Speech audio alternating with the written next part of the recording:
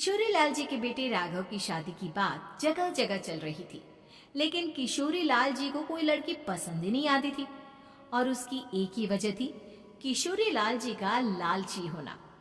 उनको लड़की वालों से मोटा दहेज चाहिए था। और इसी चक्कर में एक दिन वो एक बहुत पैसे वाले के घर अपने बेटे का रिश्ता लेकर पहुंचे। उस आदमी का नाम था ओम प्रकाश। देखिए किशोरी लाल जी, मेरी एक ही बेटी है और मेरी सारी संपत्ति जायदाद सब कुछ मेरी बेटी नैना का ही है। पापा, नाम से लगता है बहुत खूबसूरत होगी। कितना अच्छा नाम है ना, नैना। ओ वैसे बात तो सही है आपकी। अब इतना पैसा है, जमीन जायदाद है, इकलौती बेटी, आप भी क्या करेंगे? सब कुछ उसे ही देंगे ना। बिल्कुल ठीक पहचाना आपने। बस बेटी की शादी और सारी जायदाद उसके नाम। पापा, बिना देखे हाँ कर दीजिए ना। इतना अच्छा रिश्ता फिर कहाँ मिलेगा? माला माल हो जाएंगे हम। मैं अपनी बेटी को बुलाता हूँ। अरे नहीं नहीं नहीं नहीं, आपकी बेटी का नाम नैना है, सुनकर ही लगता है बहुत सुंदर होगी। रहने दीजिए अंकल, मैं तो आपकी बेटी के नाम से ही इतना खुश हो गया हूँ कि उसे बिना देखे शादी करने को तैयार हूँ। अब तो मैं उसका चेहरा सीधे शादी के बाद ही देखूंगा। और इस तरह राघव नैना का चेहरा नहीं देखता और उससे शादी कर लेता है। शादी के बाद अपनी सुहाग रात पर जब राघव नैना का घूंघट उठाकर देखता है तो नैना की आंखें बंद थी। कितने खूबसूरत हो तुम नैना। जरा अपनी आंखें खोलकर मेरी तरफ देखो तो सही। नहीं, मुझे शर्म आती है। अरे, मैंने तुम्हें शादी से पहले भी नहीं देखा, और अब अगर तुम आंखें खोलकर मुझे देखोगी भी नहीं तो मुझे अच्छा कैसे लगेगा? इससे पहले कि नैना अपनी आंखें खोलकर राघव की तरफ देखती, अचानक से लाइट चली गई और राघव नैना को पूरी तरह से देख भी नहीं पाया।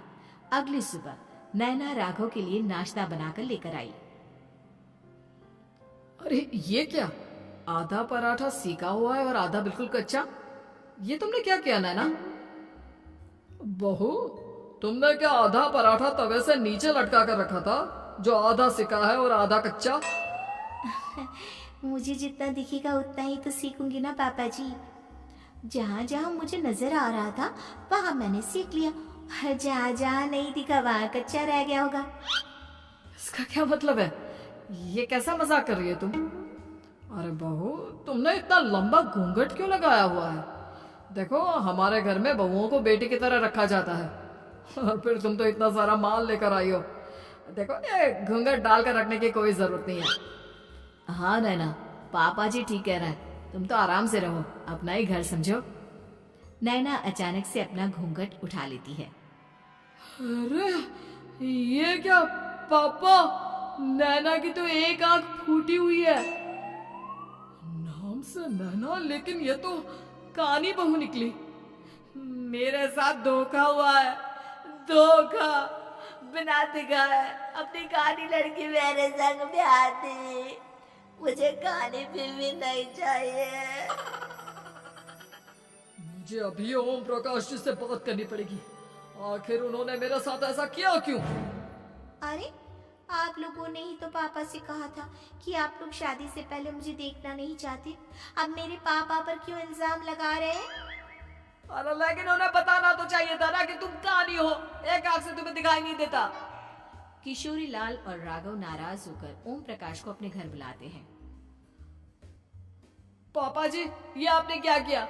शादी से पहले बताया क्यों नहीं कि नैना की आंखों में परेशानी है?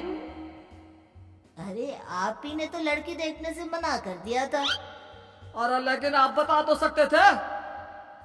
आपको तो हमारी बेटी की प्रॉपर्टी चाहिए थी, वो भी पूरी की पूरी। अब क्या हुआ अगर उसे आधा दिखाई देता है? प्रॉपर्टी तो आपको पूरी मिल गई ना। अरे ये क्या बात हुई? मेरी शादी प्रॉपर्टी से नहीं, आपकी बेटी से हुई है। अब ये तो पहले सोचना चाहिए था। तब तो मेरी प्रॉपर्टी देखकर तुम्हारी जुबान लप लप आ रही थी।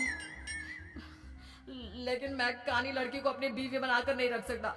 पापा, कुछ करिए ना आप। हाँ, करता हूँ। देखिए ओम प्रकाश जी, आप हमारे साथ ऐसा नहीं कर सकते। और तुम देखो, अगर तुमने मेरी बेटी से शादी तोड़ी ना तो जो भी प्रॉपर्टी मैंने तुम्हें दी है वो तो पूरी की पूरी वापस ले ही लूंगा, और आधी प्रॉपर्टी तुम्हारी भी लूंगा। अरे मेरी आधी प्रॉपर्टी भला क्यों लेंगे आप? इसलिए क्योंकि मेरी बेटी को आधा नजर आता है और उसकी नजर अभी तक तुम्हारी आधी जायदाद पर ही पड़ी है। अब तुम उसे घर से निकालोगे तो कुछ तो लेकर जाएगी ना। और अगर हम आपकी बेटी को अपने घर की बहू बनाकर रखे तो?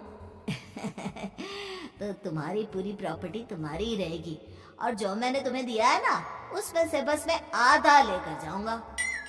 अरे लेकिन अब आप अपनी दी हुई प्रॉपर्टी में से आधी वापस क्यों लेकर जाएंगे?